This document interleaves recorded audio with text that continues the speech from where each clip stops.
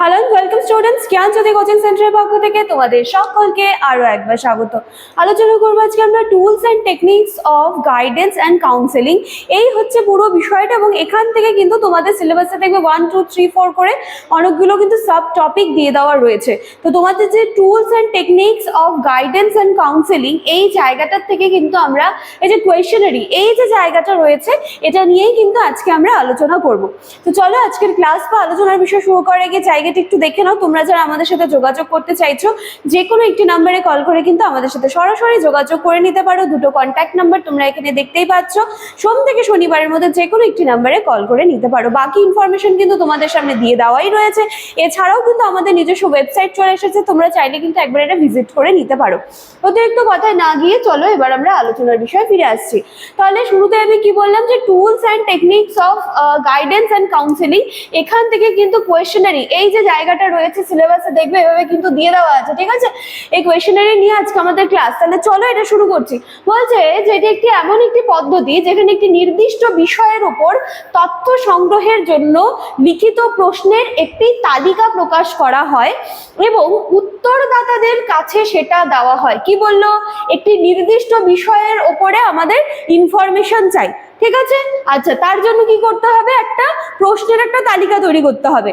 তালিকা তৈরি করার পরে কি হবে যে উত্তরদাতাদের কাছে সেটা দিয়ে দেওয়া হবে, কারণ আমাদের সেই সম্পর্কে ইনফরমেশন চাই বা আমাদের সেই সম্পর্কে তথ্য চাই। ঠিক আছে, এবার গাইডেন্স এবং কাউন্সেলিং এর ক্ষেত্রে এটা একটা গুরুত্বপূর্ণ পদ্ধতি বলতে পারি, যার মাধ্যমে শিক্ষার্থী বা ব্যক্তির মনোভাব বলো, আগ্রহ বলো, তার সমস্যা, তার আচরণ ইত্যাদি সম্পর্কে কিন্তু এভাবে একটা তথ্য আমরা পেতে পারি। ঠিক আছে, আচ্ছা, কোয়েশনারি সাধারণত দু ধরনের হয়। ঠিক আছে, এই জায়গাগুলো দেখবে। একটা হচ্ছে ক্লোজড এন্ডেড, মানে নির্দিষ্ট উত্তর, যেমন শুধু হচ্ছে হ্যাঁ না বা এমসিকিউ এই ধরনের হতে পারে, এবং আরেকটা হচ্ছে ওপেন এন্ডেড, মুক্ত উত্তর দেওয়ার সুযোগ। ঠিক আছে, দু রকমের হতে পারে। তো কোয়েশনারি দু রকমের, একটা ক্লোজড এন্ডেড আর একটা কিন্তু ওপেন এন্ডেড হয়। ক্লিয়ার? ক্লোজ এন্ডেড এর প্রশ্ন দ্রুত এবং সহজে বিশ্লেষণ করা যায়, কিন্তু ওপেন এন্ডেড যেটা আছে সেখানে কিন্তু গভীর এবং বিস্তারিত ভাবে কিন্তু তথ্য পাওয়া যায়। ঠিক আছে, তো আমরা দু রকমের দেখলাম, ক্লোজড এন্ড ওপেন। ক্লোজড এ কিন্তু দেখো হ্যাঁ না বা এমসিকিউ এই ধরনের প্রশ্ন থাকে বা এই ধরনের প্রশ্নের মাধ্যমে অ্যান্সার করা যায়, কিন্তু ওপেন এন্ডেড এ কিন্তু ডিটেলসে ব্যাখ্যা টাইপ বলো বা বিস্তারিত এসব করতে হয়। ঠিক আছে, গাইডেন্স এন্ড কাউন্সেলিং এ কোয়েশনারি ব্যবহার করার প্রধান উদ্দেশ্য হচ্ছে যে অনেক সংখ্যক মানুষের কাছ থেকে কত কম সময়ে আমরা কতটা তথ্য সংগ্রহ করতে পারি, যার জন্য কিন্তু গাইডেন্স আর কাউন্সেলিং এই কোয়েশনারি এই জায়গাটা কিন্তু ব্যবহার করা হয়। এটি বিশেষভাবে কার্যকর যখন শিক্ষার্থীদের আগ্রহ, সমস্যা বা প্রয়োজন বোঝার জন্য একটা সার্ভে করা হচ্ছে। তো সেই ক্ষেত্রে কিন্তু দেখতে পাচ্ছি যে এখানে দুভাবে সম্ভব, ক্লোজড এন্ডেড এর মাধ্যমে সম্ভব, ওপেন এন্ডেড এর মাধ্যমে সম্ভব।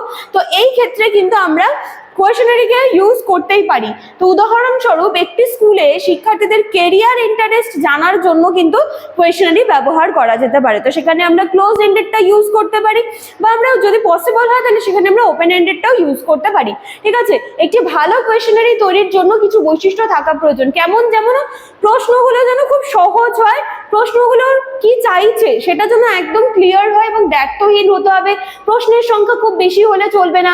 প্রশ্নগুলো কিন্তু সিরিয়ালি সাজানো থাকতে হবে, লজিক্যালি হতে হবে, এবং উত্তরদাতার ব্যক্তিগত তথ্যের গোপনীয়তা বজায় রাখতে হবে। মানে এমন কিছু প্রশ্ন সেখানে করা যাবে না যে বা যিনি রেসপন্ড করবেন সেই জায়গাটায় সে যেন তার কি বলছে গোপনীয়তা যেন তাকে সেখানটা শেয়ার করতে না হয়, এই সমস্ত প্রশ্ন কিন্তু এখানটায় দেওয়া যাবে না।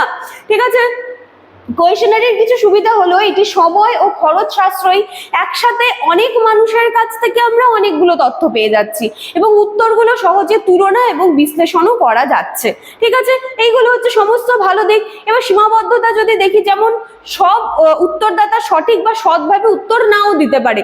যে এভাবে আমি যদি হ্যাঁ না বা এমসিকিউতে দিয়ে দিই, তো মনে হলো যে আমি ফিল করছি অন্য কিছু জিনিস, কিন্তু আমি সেখানে টিক করে দিচ্ছি, জাস্ট দেখাতে হবে একটু আমাকে ডিফারেন্ট। তো এরকম ভাবে কিন্তু হয়ে যেতে যেতেই পারে অ্যান্সার গুলো, বা অনেক সময় প্রশ্ন ভুল বোঝা হতে পারে বা গভীর মনস্তাত্ত্বিক তথ্য কিন্তু এক্ষেত্রে পাওয়া যায় না। ঠিক আছে, তো এই হচ্ছে কিন্তু কোয়েশনারি। তো এখান থেকে প্রথম যে সাব টপিকটা ছিল সেটা কিন্তু আজকে আমি আলোচনা করে দিলাম। তোমরা একটুখানি সিলেবাসটা দেখে নেবে, দেখে নিয়ে টপিকটা দেখবে, আশা করি বুঝতে কোনো অসুবিধা হবে না। তো চলো আজকের আলোচনার বিষয় আমি এখানেই শেষ করছি, দেখা হচ্ছে আবার নেক্সট দিনের ক্লাসে। Thank you.